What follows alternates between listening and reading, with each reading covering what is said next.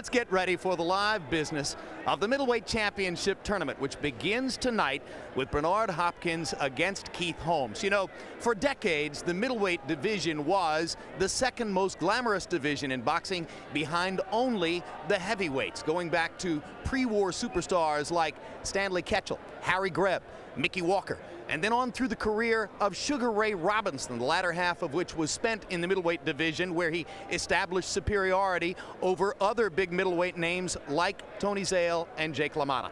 Then on into the 80s, where superstars Marvin Hagler, Ray Leonard, and Thomas Hearns all spent significant portions of their career as middleweights. But since Hagler left to go to Italy after losing to Ray Leonard in 1987, the division has fallen on much more nondescript times. There are good fighters there, not superstar fighters like the ones who've been fighting just below them or just above them, Roy Jones and the heavyweights. Now here's a chance for the middleweight division to regain its glamour as the top three fighters in the division welcome newcomer Felix Trinidad up from 154 pounds and prepare to fight a tournament for all the marbles. Hopkins against Holmes tonight, Trinidad against the third middleweight belt holder William Joppy on May 12.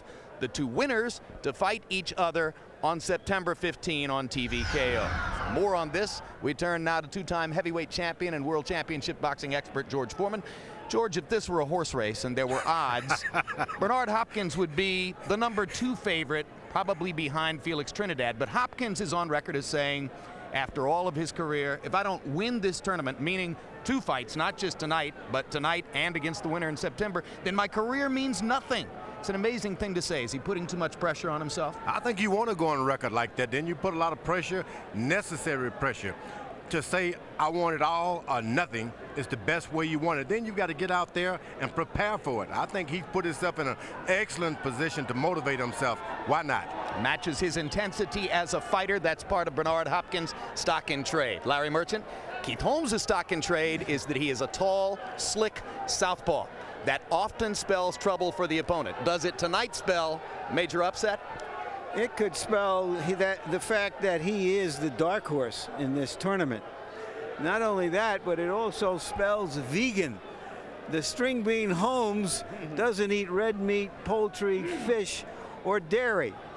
He is a true vegetarian. Of course, Bernard Hopkins responds, to fight him, you have to eat nails. Hey, Bernard, Popeye the Sailor Man got all his muscles eating spinach. He's the real dark horse in this tournament. He's the only fighter who likes being called a tomato can, right? You got or in his case, a tofu can.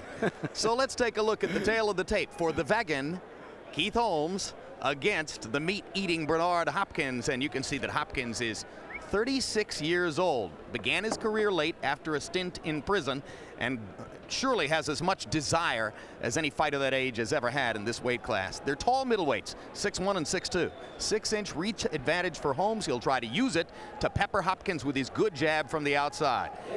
Holmes weighed in 2.5 pounds under the middleweight limit. And tonight's weights, well, there's a disparity. These are unofficial weights based on an HBO scale. The New York State Athletic Commission has nothing to do with those unofficial weights you see at the bottom. Purely for information, according to our scale, Hopkins weighs 172 tonight, 9 pounds more than Holmes. Punch stat numbers, Larry. A look at their activity, it's roughly the same, not a whole lot to choose from him. Hopkins a little bit more accurate according to these numbers on total punches thrown. But in the important category of power punches, Hopkins throws many more. He's going to have to do that to get inside of Holmes' long reach. And a comment on the judging of the fight with our unofficial ringside scorer, Harold Letterman. Okay, Jimmy, we want to take this time to quickly mention the 4 points that the judges use to score each individual round. Clean punching, effective aggressiveness, ring generalship, and defense, with a strong emphasis on clean punching. Jim.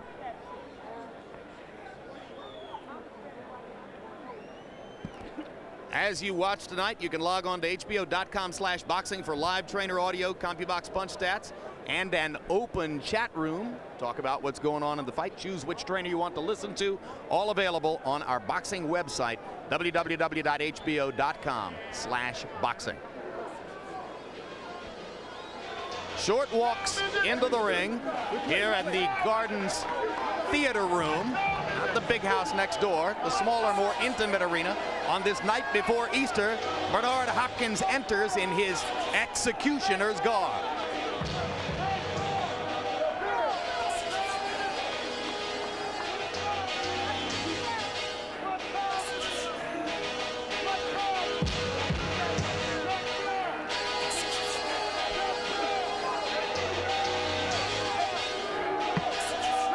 Watched that Bruce Springsteen concert on HBO last night, Jim.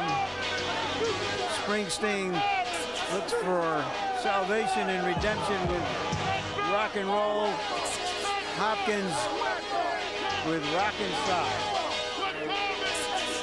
He has a sincere passion to make up for all of his past mistakes, to overcome all of the political hurdles he's had to go over and around and under to get to this point in his career.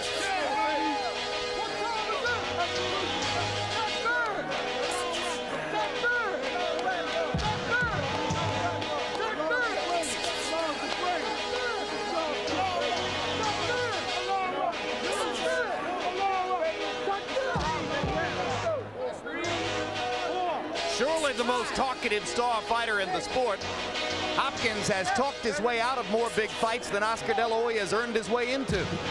But here is his chance for prominence. And it is because of all of his political difficulties in the past, his problems with managers, promoters, matchmakers, etc., that he says, if I don't win this tournament, my career will have come to nothing. Tonight he's gunning for a 13th successful middleweight title bout appearance, which would separate him from Marvin Hagler and put him within one of the record owned by Argentine star Carlos Monzon. And we take a look at the record. Bernard Hopkins lost his first professional fight and lost again on a unanimous decision to Roy Jones in the spring of 1993. Those are the only two losses in his career. 28 knockouts for the executioner.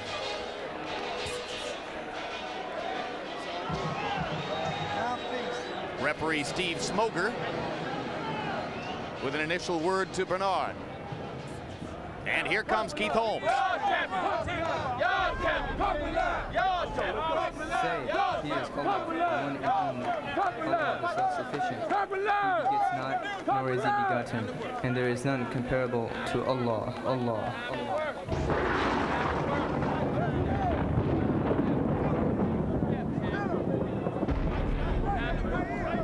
Holmes sees Hopkins as just another neighborhood bully among many he's had to deal with in his life. Incidentally, Jim, he's a cousin of Holly Mims, who was an outstanding middleweight in the 50s and 60s, fought Sugar Ray Robinson to the distance. Reuben Hurricane Carter, floored him in the first round. Yeah. Lost a decision to Georgie Benton. Mims is an outstanding fighter, and Holmes, his cousin, never knew him really. But there is a tradition in his family of fighting. Underdog here tonight. Holmes hails from Washington, D.C. William Joppi will be the underdog against Trinidad on May 12th. Also hails from Washington, D.C. So the final in this tournament could be a neighborhood battle if we see two upsets tonight and again on May 12th. The record for Holmes, 35 wins, 2 losses, 23 KOs. He has deceptive punching power. And now let's go to ring announcer Jimmy Lennon Jr. to kick off the middleweight championship series.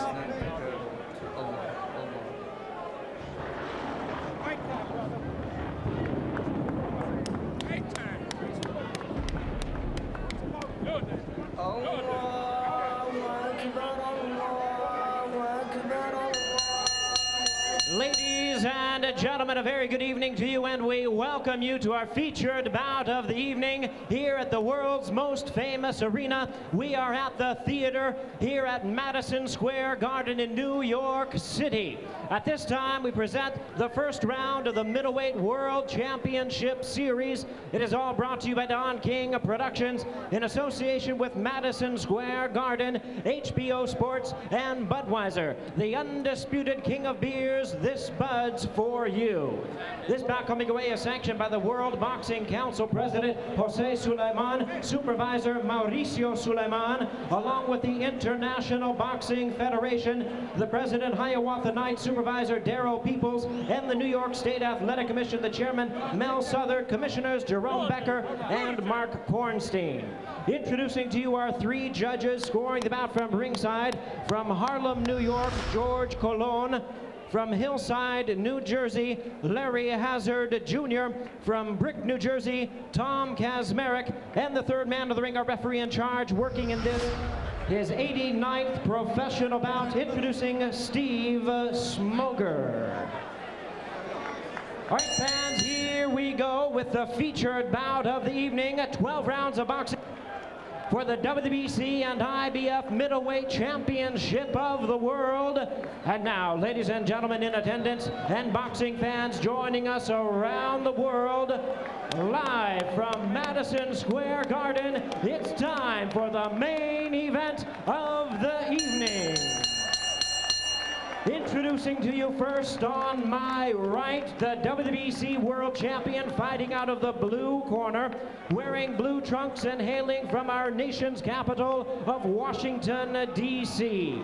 He weighed in at a trim and ready 157.5 pounds. His record 35 wins, 2 losses, with 23 wins coming by way of knockout. Here is the two-time WBC middleweight champion of the world, introducing Keith Holmes.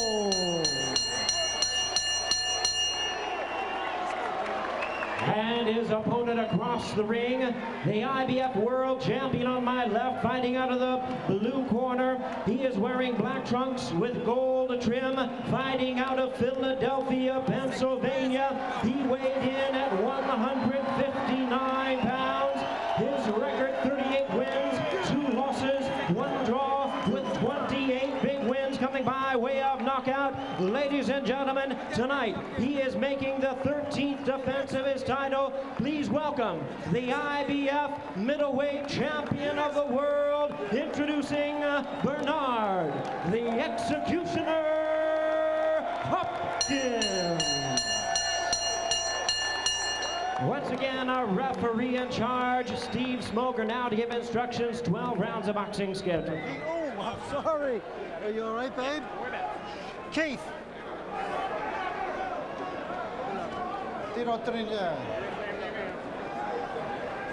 All right, gentlemen, you were given your instructions at the weigh-in. I want you to obey my commands at all times. Respect the bell, and above all, protect yourself at all times. God bless. Touch him up. Touch him up. Everything is fine. Everything is fine. Get in. Don't start. Get in the corner. Get in the corner. You can't hurt me, Steve. You can't hurt me. Sometimes it takes a long time to become young, as Bernard Hopkins has appeared the last couple of years. But you can also get old very fast in this game, and Hopkins is, by at least 4 years, the oldest fighter in this tournament. Tommy.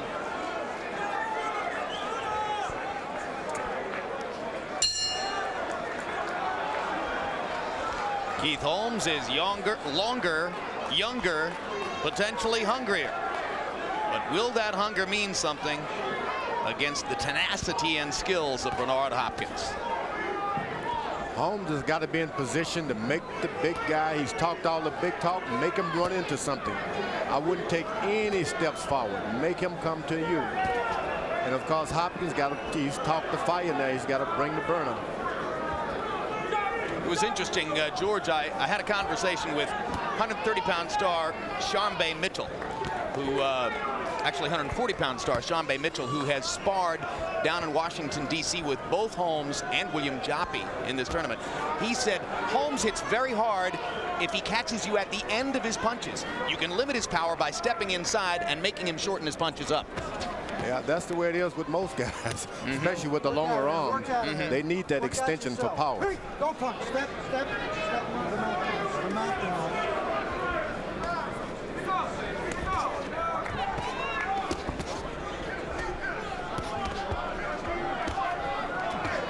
This is where Hopkins wants to be and Holmes doesn't.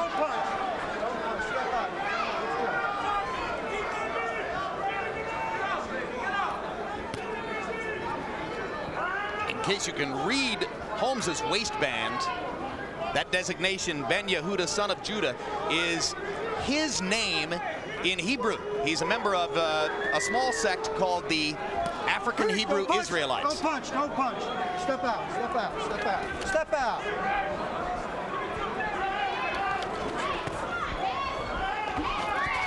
Hurry, don't punch. Step. When I say don't punch, you break clean. Come on. Holmes keep that right jab out there at all times.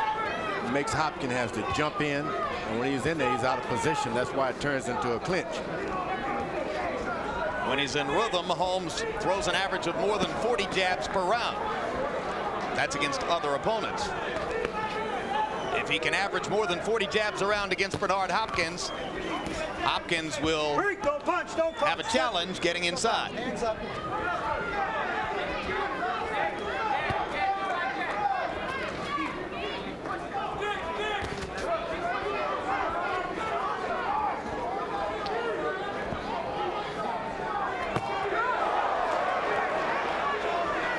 Unexpected, almost an overhand left that Holmes thrown through. Almost.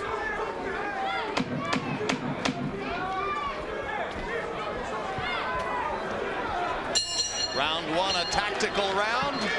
If they fight 12 rounds like that, Keith Holmes is going to be a happy man. Okay, baby. You got to get busy with the left hand, son. Let it know what the left hand's all about. You're not jabbing enough. Don't worry about it landing, just let it move, okay? Just let the hand move. Got the towel. You get in close, let them shots rip inside. All right, baby? Let them rip up inside. Play with him. The only way you're going to set him up for that straight left hand is off that jab. And keep that jab out in front of him. Okay. Okay? All right. Swallow. Now don't stand direct in front of him. Move around it. Don't stand direct in front of him. Okay?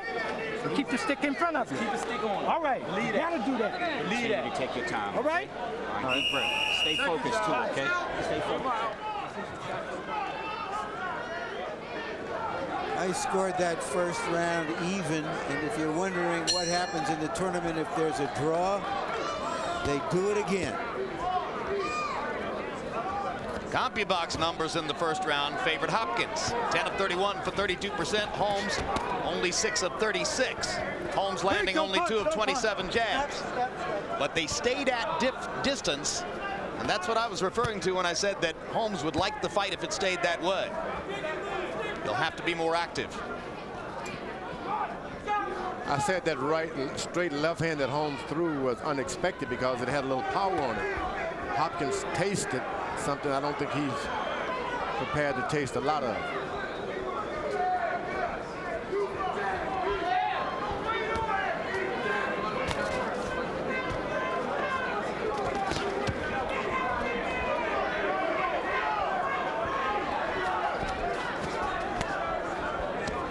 Hey, don't punch. Step.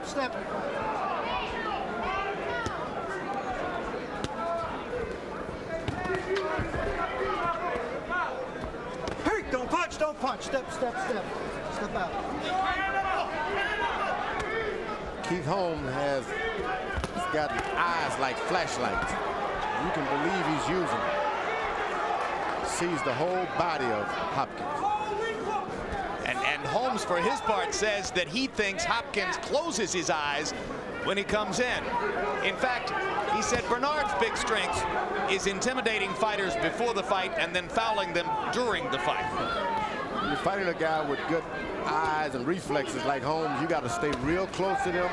Keep your hand on them at all times because they can see any little slip up you throw. Straight right hand by Hopkins, partially blocked by Holmes.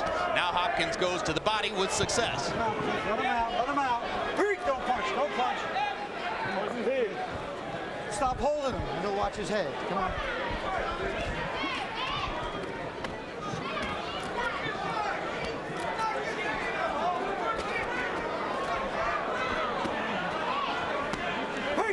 Don't punch, step.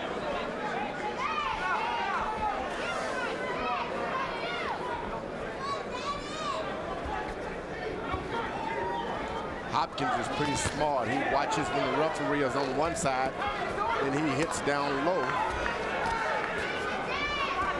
He's certain the referee can't see him.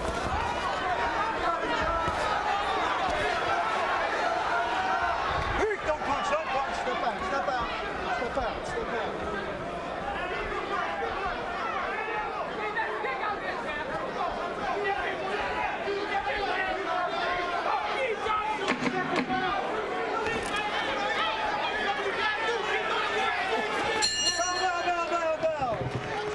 This is why you should raise your tall left-handed sons to be relief pitchers, not fighters. Keep the pressure on, baby. Keep the pressure on. Keep it on. Keep it on. Keep it on. Use that left hand a little more inside for me, son. Just a little more, okay? Give me out of I get my rhythm, that's all. Okay, you're picking it up. You're getting it up. You're getting it up. Playing him in box, okay? You got to keep this guy up. Come on. Got it. You got it, Keith. Come on. Keith, you got it? Yeah. That's the key right there, box, right, baby, okay? Right? Come on now, you got to use that stick. Look, you aren't going to hit him with that left hand until you hit him with that right jab. That's right. Okay? You got to hit him with that first. Come on now, hit the struggle with some body shots on the inside. Good. Okay? All right. All right, but keep your jab in front of you. Come on. You got to work it, man. CompuBox numbers through round 2. Holmes, seen by CompuBox's punch counters to have landed only 8 of 57 jabs. Hopkins with a 22-7 edge in power connects. Round 2, much more to Hopkins' liking in terms of style. And you heard Holmes' corner asking him to step forward and land the jab so that he can start to set up something else.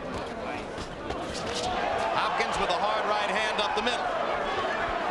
Hopkins trying to make Holmes take the lead and then counter him. Something Holmes would be uncomfortable with, preferring to counter punch.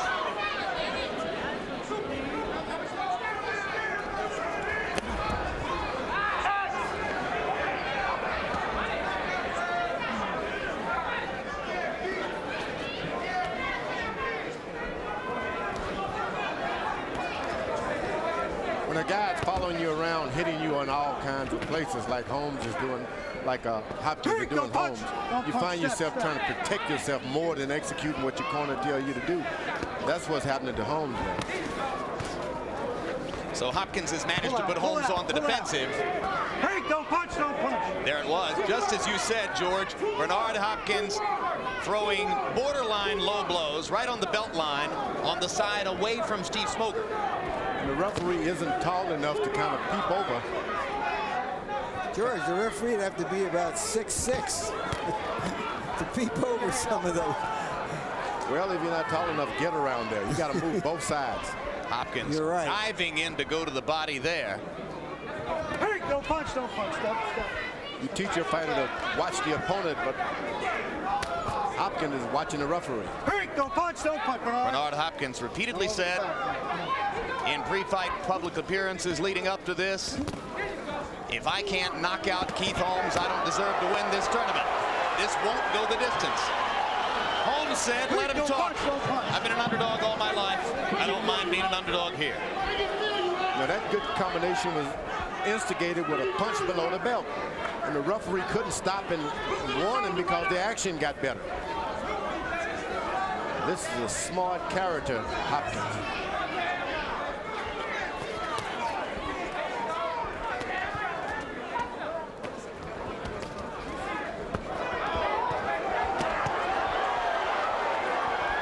It's starting to become more of a close quarters brawl than a boxing match. Don't punch, don't punch.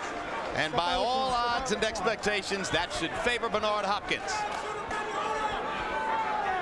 Now, Hopkins has to take a breath after all of those punches. This is when Holmes should be right on him. Get right back on him. As round 3 comes to a close, Keith Holmes not active enough to put any pressure on Bernard Hopkins. For boxing, mark these dates on your calendar. 1 week from tonight, heavyweight champion Lennox Lewis takes on Hasim Rahman in a title fight live from the outskirts of Johannesburg, South Africa.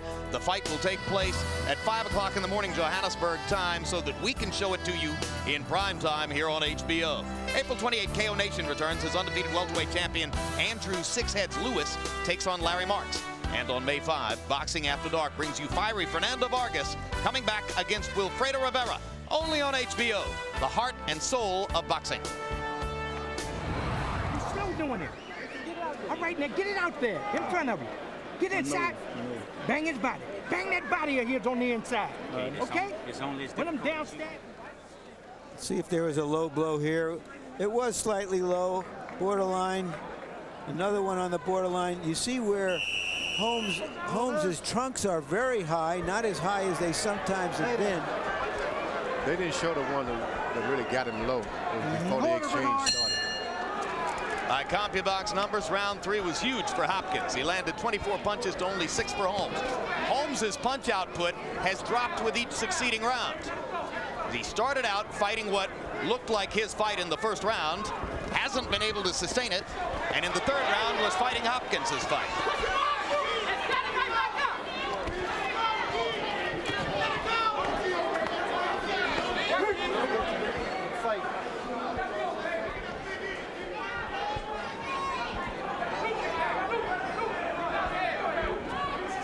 Sometimes it's good to let a guy like Hopkins spend himself by throwing all those low and high blows and just keep your jab in his chest and in his chin, on his chin. Harold, how do you have it through the first 3? Okay, Jim, 3-0, 30-27, Bernard Hopkins. Jim, I got to tell you, Bernard Hopkins, interestingly enough, starts out circling the wrong way, goes to the right. Keith Holmes should pop him with the straight left. He can't pull a trigger. Another thing, when they get in close, Keith Holmes doesn't grab Bernard behind the elbows. Therefore, Bernard can work on the inside before Smokey yells break. You got to grab Bernard Hopkins behind those elbows and tie him up, or he's just going to keep working inside. Break. Come on, get out. Oh, you don't want to bend your neck like that with a guy like that. He's a fish out of water inside, isn't he, George? I mean, he's just not comfortable fighting in close quarters, and it's obvious here. When your neck get bent like that, then the rest of your energy goes.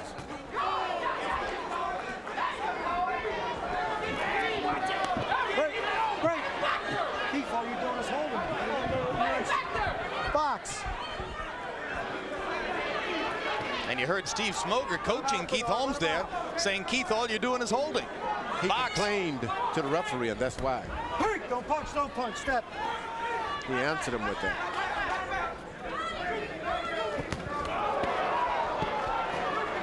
Hopkins is stepping in and leading with right hands to the chest and the belly. Step out. Bernard, you got to keep him up, you understand? Keep him up. Finally, we got a warning. Smoker's got his hands full tonight. Another right hand lead. This is Holmes' chance now to jump on him. He's trying to coast a little bit. Hopkins is trying to coast. You got to get right on it. Step.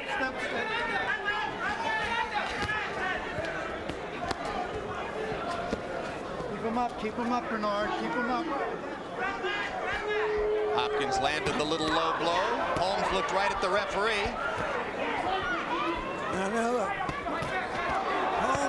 Holmes is about an inch or an inch and a half taller than Hopkins, whose trunks are about 4 inches taller than Hopkins' trunks.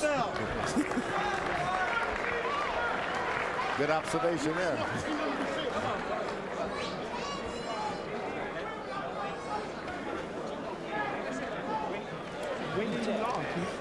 too bullet. We don't want him to punch. Do the punch, Keith. Okay, good enough. Good enough. That's the way to go, Steve. Thank you very much. Come on now. You got to let them hands go. Hey, you Let ready, baby? them hands go. Ready? All right. Hey, Come on. let's roll, man. Let's roll. Let your hands go. Let's get busy. You understand? Come on. Busy with the jab. Busy. Come on, Keith. All right. I want to read for you. Don't give him a whole lot of time. Put it right here. Have something right there for right here?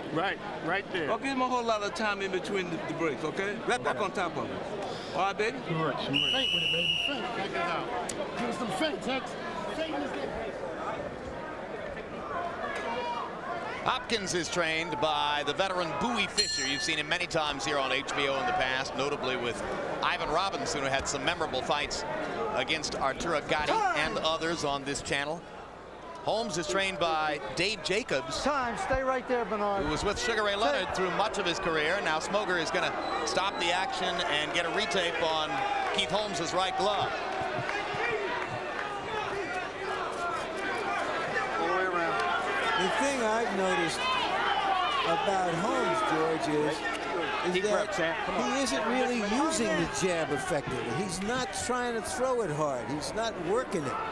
Look at that. I mean, he's just throwing it out there nice. He's blocking it. I mean, if that's his asset, his height and his reach, when is he going to use it? Look at this. Hopkins has been very successful at making this guy protect himself. So if he overextends his jab, he thinks that this guy's going to run into him and hit him somewhere. Well, if he's afraid to throw his best weapon, then he's giving up on the fight. That's it. That's well said. Let him out, Bernard. Let him out. Hands over. Keep him up, Bernard. Body shot by Holmes was his most effective punch so far. Hopkins coming back with body shots of his own. I think it's the right time for Holmes to open up now. Hopkins has been spinning himself, reaching and jumping in as much. Get right back on him. He's tired. Coming into the fight, it was a given that if Holmes wanted to win, he would have to be busier, more active than Hopkins. Hopkins has been averaging at least 10 punches per round more than Holmes in output.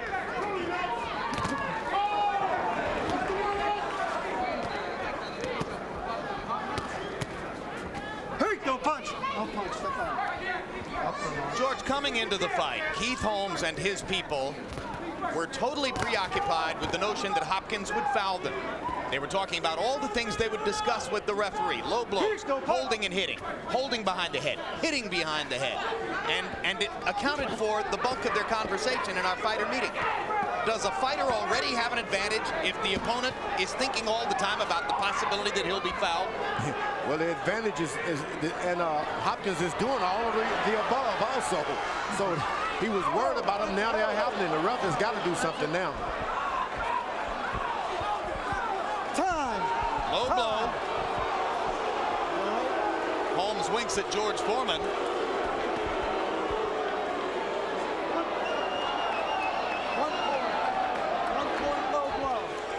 And a point deduction by Smoger. You're on the other clock.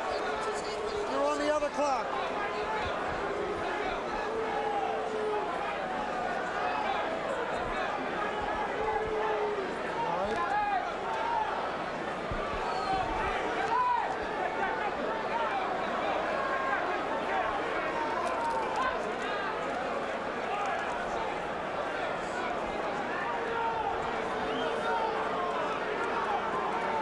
Well, when you ask Bernard Hopkins what a Philadelphia fighter is, he said nuts, bolts, and balls. And keep a left hook waiting on the burner. He's got it to 5. All right. Holmes still doesn't look comfortable, Regular clock. but he has sense to going back to the action.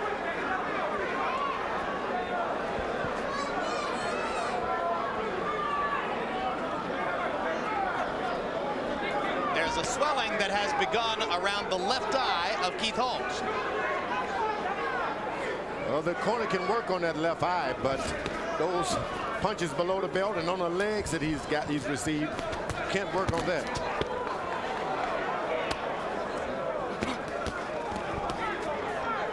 Hopkins, having already lost 1 point for low blows, continued to flirt with the belt line there. And again. Holmes has been put in a position where he's got to fight now. Too many rounds built against him. He's got to fight. It's a Bernard Hopkins kind of a fight. Don't give with him no 5 excuse, rounds baby. in the books. Don't give him no excuse.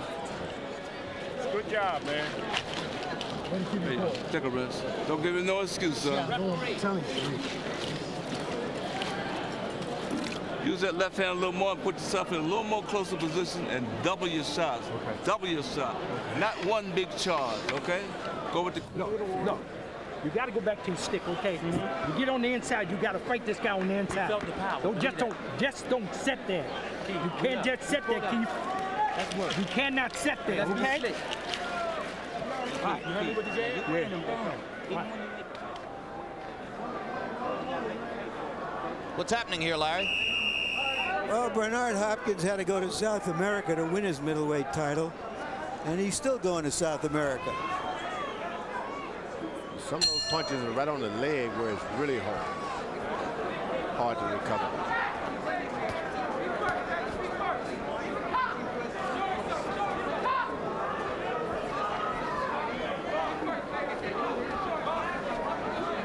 At what point, George, should Holmes consider taking the law into his own hands and fighting fire with fire? He's about 2 rounds behind on doing threats. Because we saw a perfect example last week. But, you know, Marco Antonio Barrera, every time he thought he was fouled, he went right back at Prince Nassim with the same kind of activity and didn't wait for the referee to discipline that. What I meant is Holmes should be more aggressive and start jumping on him with punches. You don't want to hit below the belt and get into that kind of thing because you can lose. The referee's already taken a point from your opponent. So just fight harder, huh? Just fight harder. Fight him. That's what Dave Jacobs trying to get him to do. He's equally as good a fighter as Hopkins. Jump on him. Make him protect himself.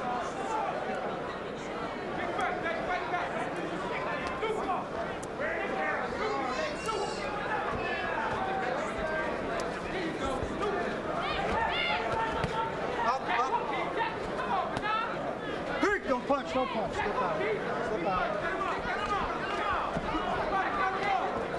Stay up.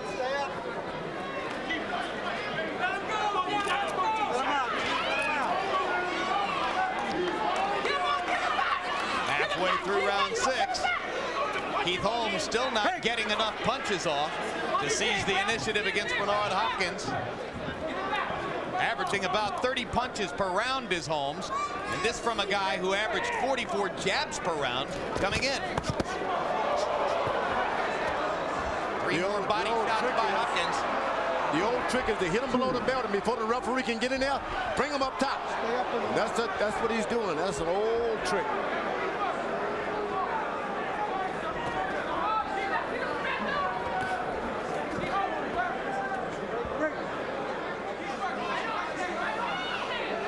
Steve Smoger, another warning for Hopkins. Too many holds. You're going to get penalized. Let's go. Well, Steve Smoger is exactly right. Too many borderline punches by Hopkins. Too much holding by Holmes. Both up. He thinks Holmes is holding, but what happens when Hopkins misses? He grabs him by the waist and pull him in, put his arms on him to make it look like he's holding. He's not doing all that much holding. Hopkins is very smart. Crafty. Wraps the right hand like an old-time fighter. Hides his chin behind his shoulder like an old-time fighter. Seizes every possible advantage. Does Bernard Hopkins.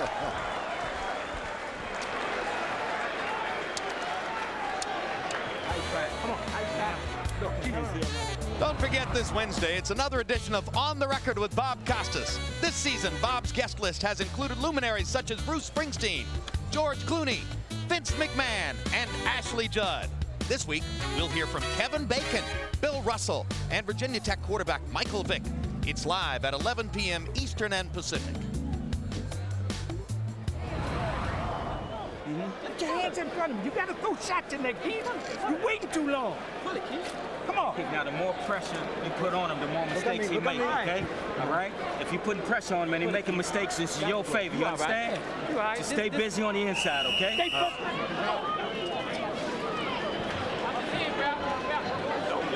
So far, this has not been an auspicious start to this middleweight tournament. Harold, how do you have it through 6? Okay, Jim. 59-54, 5 rounds for Hopkins and 1 even. In the 5th round, when Steve Smoger took away that point for the low blow, it became a 9-9 round, so that's the even round. Jim, I got to tell you something. A low blow is anything below the belly button. Now, I can't see Keith Holmes' belly button know-how. Those trunks are high. So when Bernard Hopkins hits you on the waistband, it's not always a low blow. I mean, either Smoger's got to pull those trunks down or he's got to count the punches on the waistband as legal blows. And that's all there is to it. Holmes is wearing the trunks too high. You're exactly right, Harold. I think he is counting the punches. This guy, he's been hit on the leg now, guys. Now, those are low blows. You're right. Right on the leg. Here, Hopkins is hitting him on the legs. That has nothing to do with a waistband. There's no question there have been low blows. You're right on target, George. I also think that Smoger is counting the punches on the belt line as legal blows. The low blows are below that.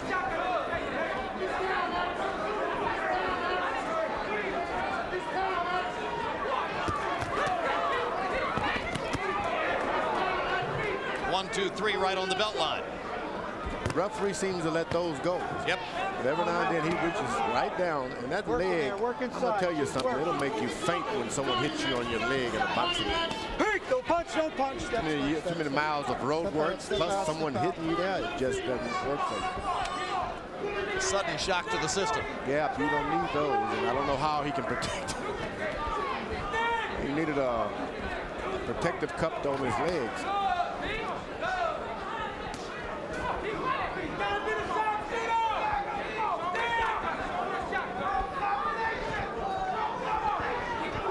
Holmes looking,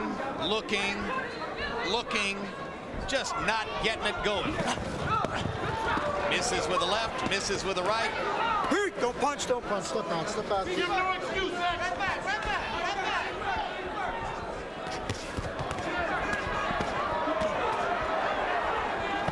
Hopkins steps in and seizes the initiative with body punching again. Well, and Hopkins is throwing more punches with really mean intentions. Holmes isn't. Don't punch, don't Some punch. of them get through, but they all make an impression. Piling up the punishment.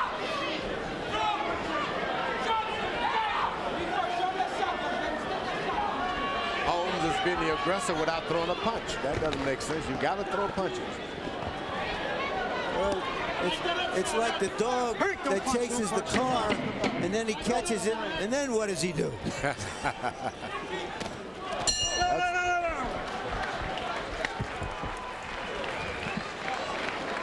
Steve Smoger patting Hopkins on the butt. All right, Hopkins tried to pat him right back. Closer, you're getting a little closer. Keep on closing in, baby. Keep closing in. Keep closing in. Stomp your legs up and down. Stomp your feet. That's it. Stomp them down. Got him now. You got him. You got it. Just close in. Don't give them no excuse to do anything to you. All right, baby? Chin down. You on top. You got to step in. You got to use that jab more, son. Come on, man. You got to step in. You got to fight this guy on the inside now. Come on. Let your hands go, Keith. You got to let your hands go. Okay? All right. You got to let your hands go. Let your hands go. All right. Give me a jab, All right, man. okay?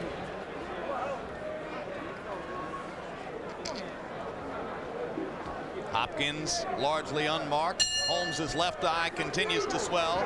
Holmes threw only 23 punches by CompuBox count in round 7. Won't get it done.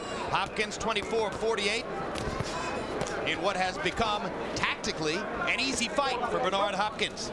Keith Holmes just not doing much. That's it, okay. I know. Gotta keep him up. Come on. Gonna try the corner. More and more rapidly, we reach the point where it'll be obvious that Holmes needs a knockout. He's had 4 knockouts past the 7th round. none of them against an opponent the caliber of Hopkins. Probably what he needs in his life. Get out there and go for a knockout. Make guys respect you. Now Holmes begins to wake up and fire.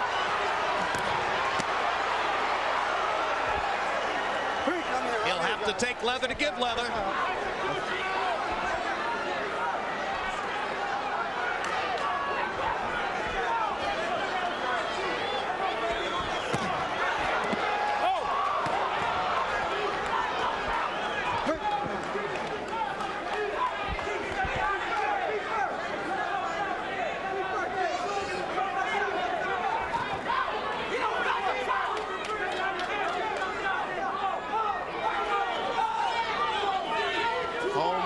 Told him to let those fists go, let the punches go.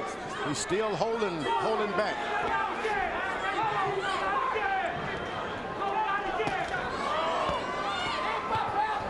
Put your hands up. Get up. Hopkins flirting with the belt line again. Don't punch. Come on, Bernard. Smoker asks them to bring him up. Beneath all of this, Hopkins is really a good fighter, you know. No. That's it. Come on. He's certainly an aggressive fighter. I know. Last warning. Watching Smoker. I know. Bernard Hopkins is in danger of being disqualified because body punching is what he does, and if he can't do it anymore, stay there. He has not deducted another point. So having once previously deducted a point from Hopkins for low blows. Well, I don't know if he was saying one more and I'm going to deduct a point or one more and I'm going to disqualify you. What do you think it was? I think the judge heard it. The normal pattern would be deduct a point, deduct another point, and then disqualify. Harold Letterman was reading him a little louder than me. Harold, what is Smoker doing here? Okay, Jim, my impression was that George was right, that Steve Smoker said one more time and I'm going to disqualify you. I mean, to me, he was very clear about it. He really told Bernard, either you keep them punches up or I'm going to disqualify you. So why not another point deduction, Harold? He could have. Let's put it that way. You know, you got to realize you got two world champions in there. It's a unification fight. He just doesn't want to keep pulling points, but he told him one more time and he's going to disqualify him. Seems to me you make the point a lot more clearly if you take another point away.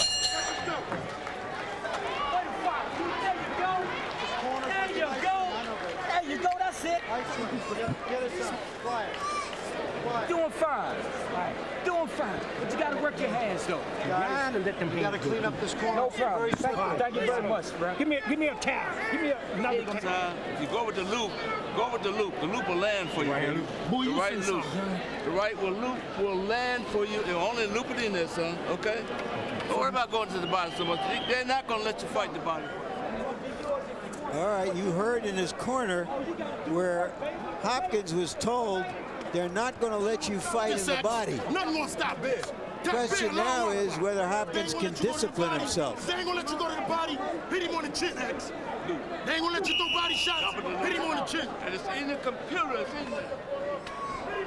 So I think it's going to be awfully hard for Bernard Hopkins to go through 4 rounds without going to the body. Stay right there. That's where he lives. Is that all right? Let's get. Okay, I know. Keith Holmes was slightly more active in round 8. He had the one big attacking flurry. He threw a total of 36 punches, but still, Hopkins threw more and landed more. So barring a dramatic upset in the scoring, Holmes would need a knockout or a disqualification to win. Looks like he's got a much better chance of getting Hopkins to disqualify himself. Hopkins' corner told him to loop him in a little bit. Do the old Philadelphia. Throw the loop, Bowie Fischer said. Throw the right-hand loop. There's Holmes with a straight left. If he stands back there and wait on Holmes, he can get himself hurt. That was the right-hand loop. And there's a straight right hand that hurt Keith Holmes up the middle. And another straight right hand hurts him again. Push up. Break, don't punch.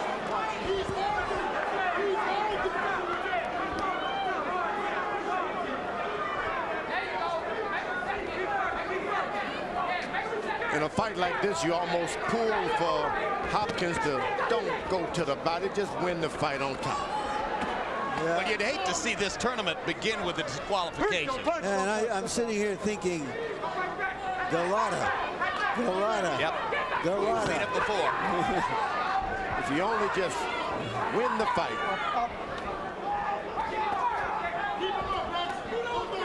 Don't punch, don't punch, don't punch. Come on.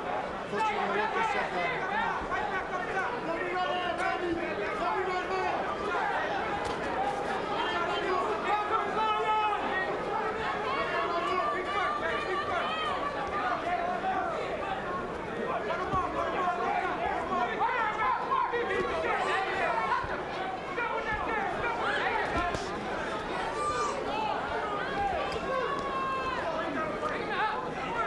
Hopkins seems to think it's pretty safe to just walk into Holmes' right and left hand.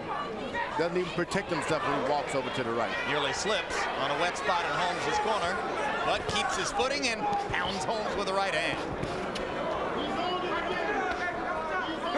This has been another low punch output round for Keith Holmes.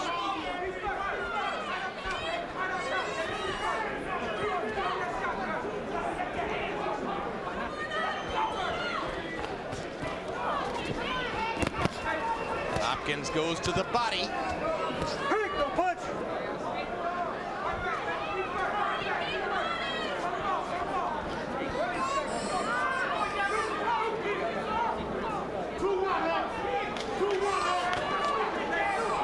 I think it might be more fun to watch them sweep up after the elephants in the circus upstairs from here. Why don't you go get a look? Tell us what it's like. Don't do it, Larry. You know he might.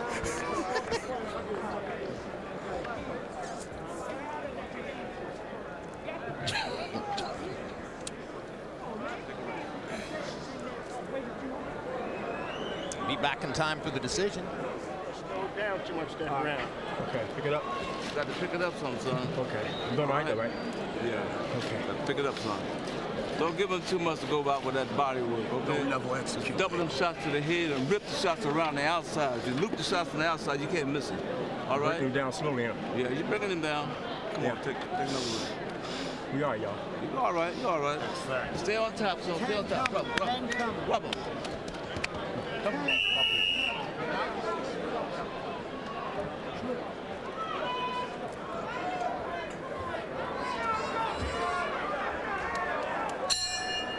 I wonder what Tito Trinidad over there on the other side of the ring thinks of all of this. It's largely because of him that this tournament is underway.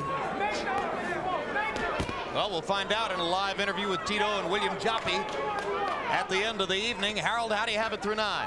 Welcome to Philadelphia, Keith Holmes. Okay, Jim, I mean, this is a typical Philadelphia fight. Bernard Hopkins rushes in, pounds away to the body. Keith Holmes should have caught him with left hands coming in. He doesn't do it. Bernard's just getting inside and ripping vicious shots to the body and winning each round based on clean punching and effective aggressiveness. Keith Holmes, very, very little clean, effective punching.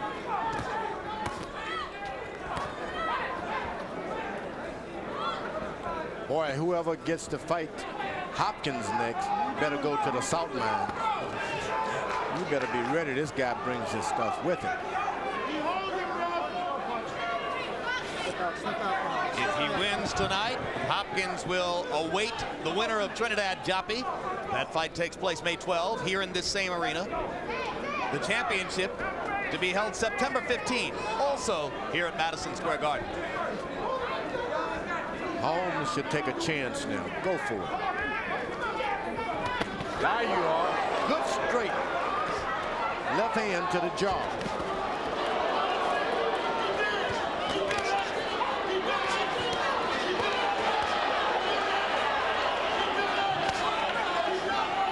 Oh, Hopkins pounded him right on the leg, George. Step away from the water. Did it on the side where Smoger wouldn't see it. Yep. No hitting below the belt, but it's okay below the knee.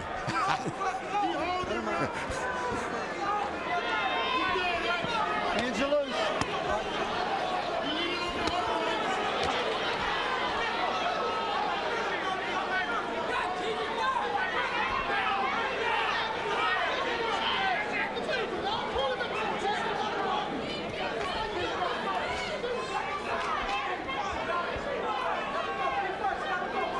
attacked Hopkins, and he started crossing his elbows as if to say, "Welcome to Philadelphia," as Harold Letterman said. He loves it. Bernard would have been good in the bare knuckles days. You know, fight to the finish, 76 rounds, Jake Kilrain and John L. Sullivan. That's the kind of fight Bernard would have appreciated. He loves to talk about his degree from the School of Hard Knocks, his 5-year penitentiary education. About as smart a guy as you'll meet in the sport. Layer upon layer of considered opinion on everything. Monday night, check out the latest edition of Real Sports with Bryant Gumbel. Among the stories, a look at a question many may contemplate but few articulate. Real Sports does. How is life for white players in the predominantly black NBA? Also, we follow Michael Waltrip of NASCAR as that sport picks up the pieces in the aftermath of Dale Earnhardt's tragic death. This premieres Monday, April 16. Real Sports. Nothing is out of bounds. Trinidad, lower left. Felix sitting next to John Ruiz, Puerto Rican heavyweight, and behind Ruiz is William Joppi. Those two ready to fight each other on May 12, ready to sit with each other and be interviewed here live at the end of the evening. Felix Trinidad moving up in weight from 154 to enter this 160-pound championship tournament. You put the 4 fighters together, and physically, he looks like the biggest of the 4. Keith Holmes has landed only 37 of 208 jabs in this fight. That's an 18% connect percentage, about half of what Holmes is usually able to do with the jab. So he hadn't gotten that element of his game going tonight. That has given Hopkins free rein. Pot shot him inside and out. And there's a solid left hook that wobbles Holmes. And let's see if the executioner can execute it. That was the closest thing to a knockdown that we've seen so far. Stopped him in his tracks. It was on top of the head, too, nowhere near the low shots.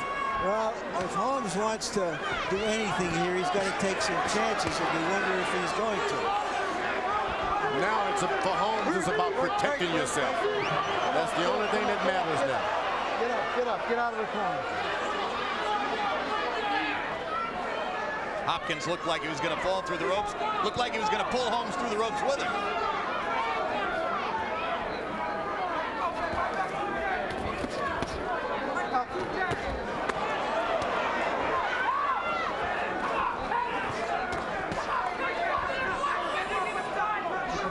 Your hands are loose, box out.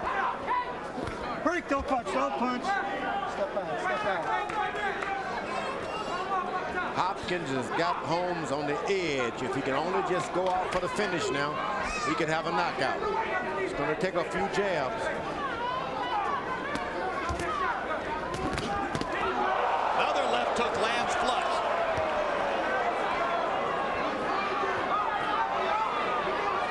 Break, break, break, break. Step out, step out. Step out, step out, step out.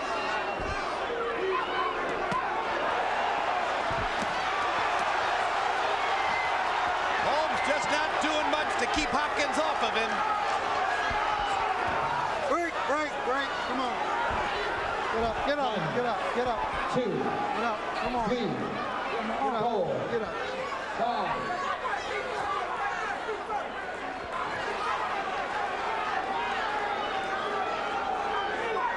This is when you need a jab. Tough against a rangy southpaw.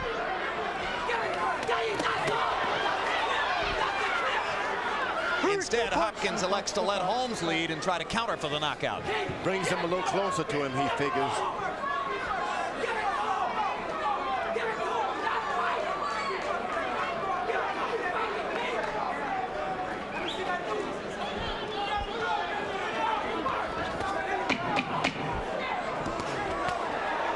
No knockdown, no knockdown, no knockdown, no knockdown. Come on, go over here. Little trickle of blood from the right nostril of Bernard Hopkins, George Foreman points out to me. Well, he needed some kind of a badge of honor to show he was in the fight. Short right hand, son. Short right hand. All right? Close this one out, right? Yeah, you got to close this one out, baby. You need this round bad, bad. Come on now. I'm telling you what I need to tell you, son. Okay? You need this round. You got to fight him now, Keith. Come on now. Come on. You got one more to go. Put them together now. All right, this is it right You here. got one more to go. It's up to Come on, you. baby. It's up to you now. Make all that hard work pay off, man. Clean up the water buckets. Come on. That's the whole Give me some water. Ladies and gentlemen, we're approaching the 12th and final round of this bout. We'll cheer on as the end of the set of the ring. This is round 12.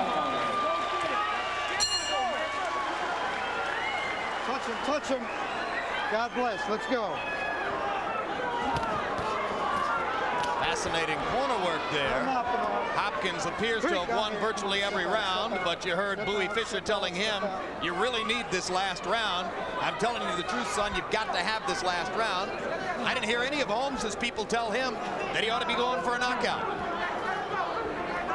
This is a fight. When you go 12 rounds, it's the judges who count. Harold, how do you have it through 11? That's it. What do you want to get disqualified for? Come on, Keith. Okay, Jim. 10 rounds for Bernard Hopkins. 1 round. Yeah, that was not a hard shot. 109-99, Bernard Hopkins. This is the knockout that Keith Holmes is looking to get right here. He's trying to win this fight on a disqualification. All right, go ahead. That was not a hard blow.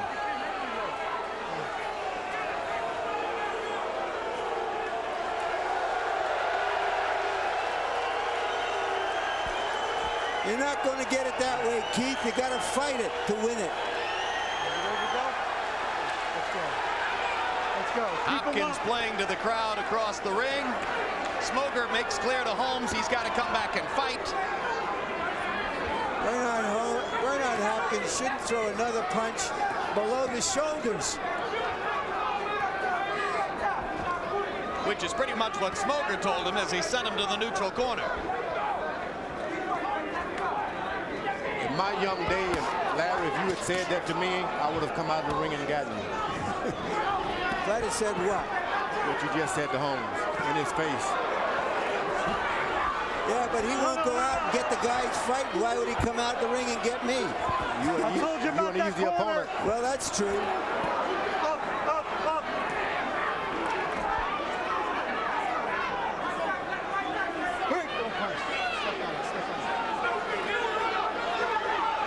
But it's also true he's made a very feeble effort, George. He's fighting for big stakes, the biggest fight of his life, and he hasn't shown us any will. Hopkins has really been smart about the way he's gone about whipping this guy. He's done a good job. Hopkins would love to finish this up by knocking Holmes out, having said for weeks that if he didn't knock Holmes out, he didn't deserve to be undisputed middleweight champion. As one New York columnist pointed out this morning, the most likely result in the fight is Hopkins by decision, and guess what? If Bernard wins the decision, he ain't going to give it back, regardless of what he said about how he ought to knock Holmes out. He said it was part height.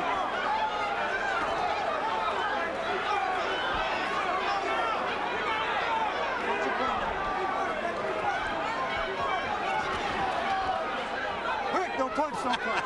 Step out. Hopkins is so crafty, George. It's like he's playing games in there. He's a good fighter. I don't know what's with the punches below the belt. He's a very good fighter. He doesn't need it. Intimidation, I suppose. Now here's a guy who seems to be way ahead, trying to close the show. The guy who's behind has conceded the fight, it appears.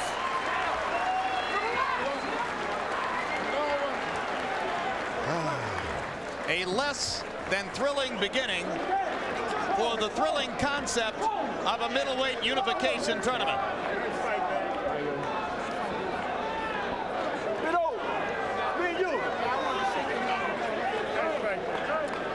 By all expectations, Trinidad Joppy will be a better fight.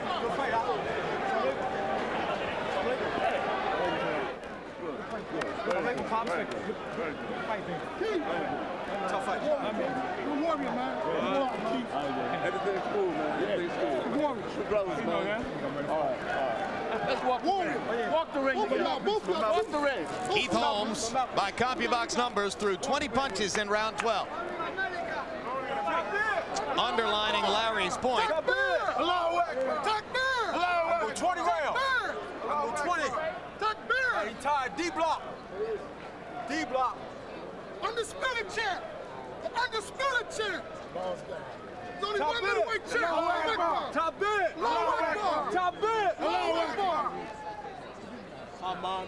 Everybody with cancer, breast cancer, colon cancer. Chalk it up. Smile. Smile on your face. My mom beat it. My mom beat it so I can beat it. Why?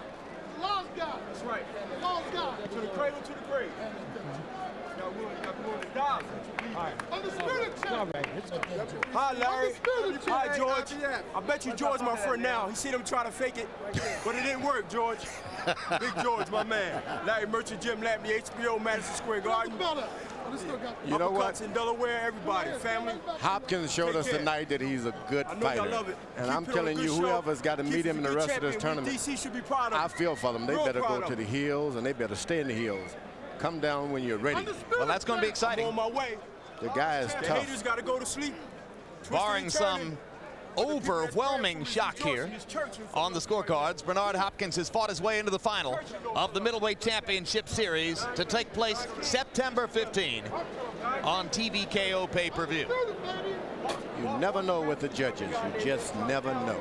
How you feeling, champ? Boy, is that ever true. I was in Atlantic City one night when George Foreman somehow lost a decision to Shannon Briggs in a fight in which I think Foreman won 10 or 11 rounds. Yeah, but you always think I win. Yeah, I do. I think he won tonight, too. Let's go up to Jimmy Lennon Jr. for the official particulars on this one. Ladies and gentlemen, after 12 rounds of action, we go to the scorecards with a unanimous decision. Here are the score totals.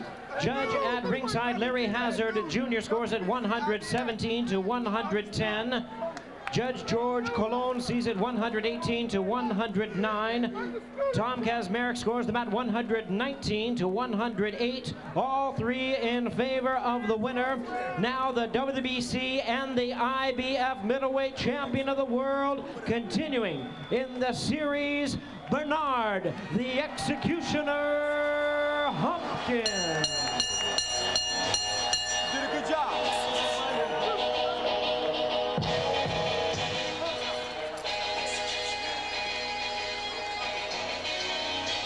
So we get the expected scores and the easy unanimous decision victory for Hopkins. CompuBox numbers will underline the rout.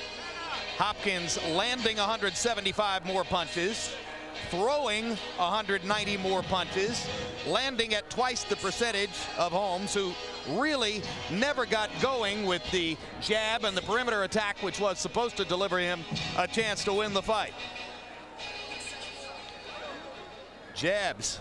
Hopkins dispensing with the tactic for the most part, landing only 3 of 72. More to the point, Keith Holmes throwing only 225 jabs in 12 rounds. That's fewer than 20 per round from a guy who came in averaging 44 jabs per round. In other words, he couldn't win fighting that way. Let's go to Larry Merchant with the winner. Thank you very much, Jim. Congratulations, Bernard. First question has to be, you said you wouldn't regard it as a victory if you didn't knock him out. You didn't knock him out. You almost schneided him, won all the rounds. What are your thoughts? Well, first of all, I did predict that I would knock him out. And if I didn't knock him out, I didn't deserve to be the undisputed middleweight champion. And simple as that, I lied. I'm going to move on and go ahead and finish the tournament. Keith is an awkward guy. I was a little anxious, I must say, Larry. And, you know, by the big controversy about the belt, about hitting him low and things like that, it took away from my game. I was real conscious of it. I think a lot of times, if people witness that I did hit him on the belt line, maybe 1 or 2 low, but not intentionally, and that kind of hindered my ability, but I kept pressing though, Larry.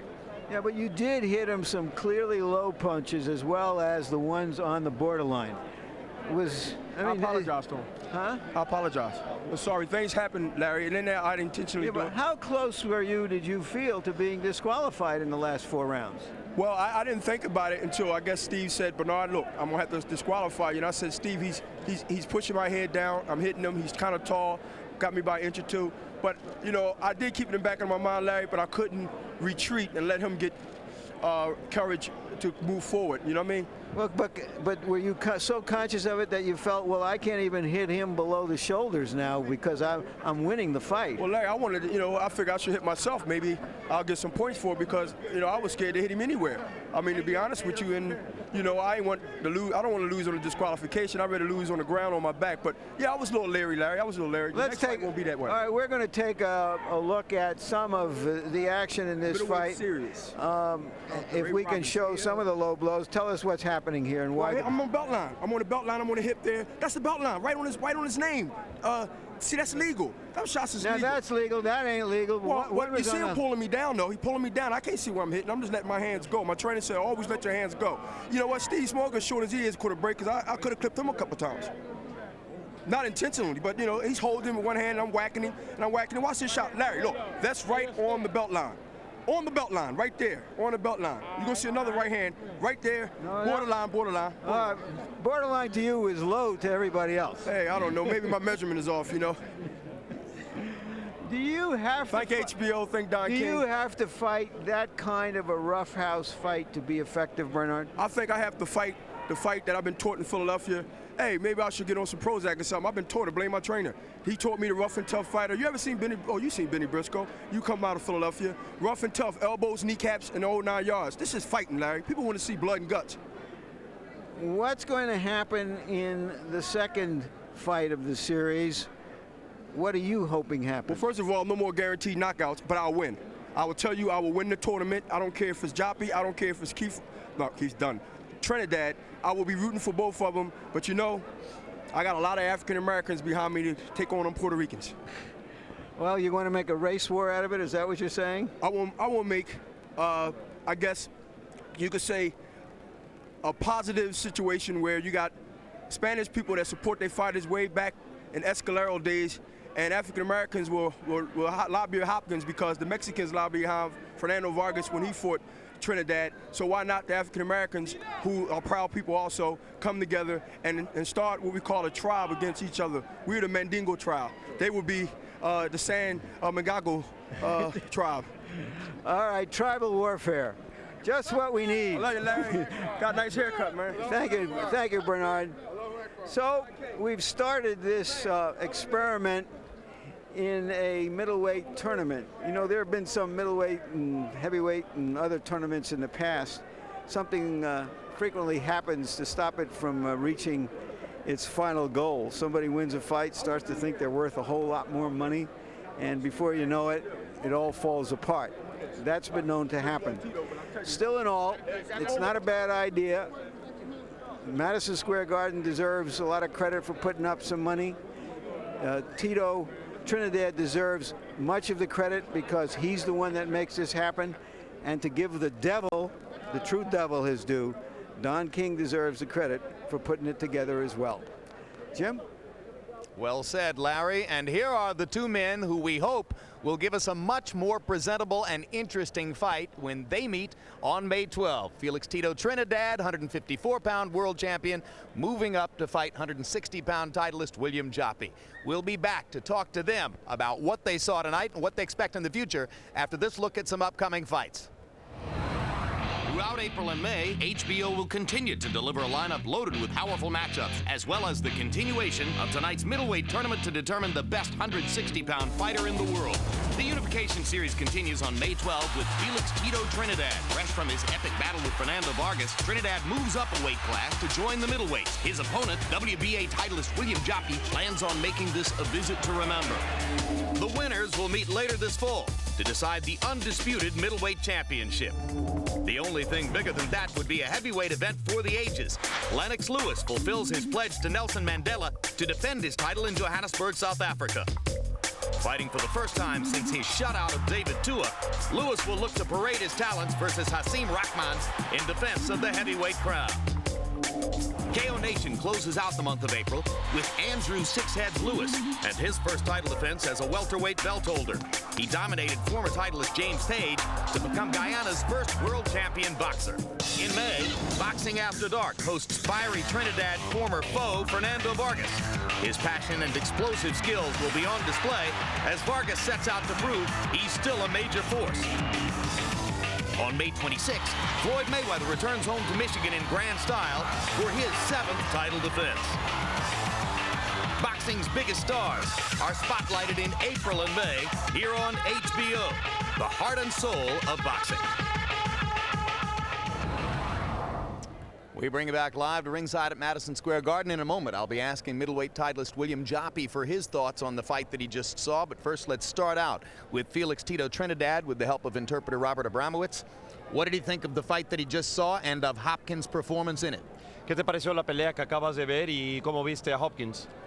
Bueno, Hopkins lució fuerte. He looked very strong. Yo esperaba que ganara la pelea y así lo hizo. I thought that he was going to win the fight, and that's what happened. As you look forward to the possibility of fighting Hopkins in the fall, do you already know what plan you would use against him? Sabiendo que posiblemente pelees contra Hopkins en el otoño, ¿lo has visto y ya tienes un plan para él?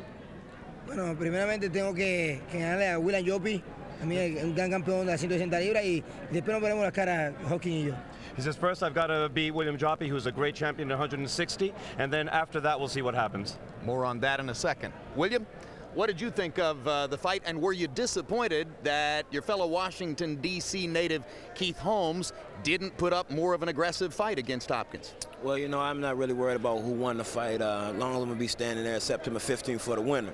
Bernard Hopkins did what he had to do. You know, that was his fighting rough tactics, the inside fighting. Keith Holmes couldn't really deal with it, and Bernard Hopkins prevailed. Holmes' people coming into the fight talked incessantly about Bernard's rough tactics and all the things they wanted the referee to do to try to prevent Hopkins from fouling. When a fighter's that preoccupied with what the opponent might do, has he already lost before he comes in? Exactly. See, this is fighting just like Bernard Hopkins said. Now, if Bernard Hopkins hit me low, hit him back low. It's fighting. You know what I mean? And it's just the way Keith Holmes went about it wrong, complaining to the ref already. So already Bernard Hopkins got in his head. You're the 160-pound fighter. Felix is moving up from 154. Right. And yet, a lot of people in the sport seem to see your matchup as a battle between Tito's punching power and your speed. How do you see that? I have punching power, too. He comes in up to 160 pounds, and he feels he can deal with the middleweight, but I'm going to show him that he doesn't belong at the middleweight division. Will you be a more elusive, speedier, more moving target than he's faced in the lower weight classes? It's going to be like the Matador versus the Bull, but I'm going to show him I'm a bull, too. All right, William, good luck to you. Ask Tito for me, what does he know of Joppy's skills, and what specifically about Joppy impresses him? ¿Qué sabes de la técnica de Joppy y qué es lo que te impresiona de él? Bueno, Joppy es un gran peleador, es un peleador que es bastante inteligente en el ring, pero yo quiero subir al ring a ganar y lo voy a hacer. He says he's a very good fighter, he's very intelligent in the ring, but I'm going to go up into the ring and win, and that's what I'm going to do. When Tito moved from 147 to 154, I felt that he became more stable on his feet and a stronger, more well-rounded fighter. Does he expect the same thing to happen moving up to 160? Cuando te mudaste de 147 a 154, que eras más estable, más completo en el ring, ¿eso va a volver a suceder cuando te muevas a 160? Sí, así va a ser. Yo voy a estar mucho mejor, mucho más fuerte, y esta victoria se la voy a dedicar a toda mi gente de Puerto Rico y especialmente a todas las madres. Vamos a ser campeón de la 160. He says, I'm going to be stronger, and I'm dedicating this fight to everybody in Puerto Rico, especially the mothers. He's the reason this tournament is taking place, because he's willing to move up to 160 instead of staying at 154 to seek big money fights with De La Hoya and Mosley. Why is he doing this? Que tú eres la razón por la cual se creó este torneo y que te has mudado al 160 en vez de quedarte en donde estás y pelear contra Mosley y De La Hoya. ¿Por qué has hecho esto? Bueno, creo una gran oportunidad para ser campeón de la 160, y cuando De La Hoya tuvo la oportunidad y Mosley han tenido la oportunidad, ellos no han querido subir al Super Welter, por eso me muevo a 160. He says that this is a great opportunity for him in 160, and he says when they wanted to fight them on 100 at that weight, they haven't done it. All right, so he'll wait and see whether they want to come up and meet him at 160, right? Entonces los vas a esperar a ver si ellos suben a 160. Sí, seguro que sí. Yo voy a ganar este torneo y voy a ganar el torneo de Sugar Ray Robinson y después esperaré por ellos. Sugar Ray Molly, Oscar, Roy Jones Jr. Ok, que vengan todos. He says that he's going to win this tournament, and then he's going to wait for everybody. Oscar, Sugar Shane, and Roy Jones Jr. as well. Muchas gracias, Tito. Buena suerte. Many thanks, William. Thank you. Best of luck.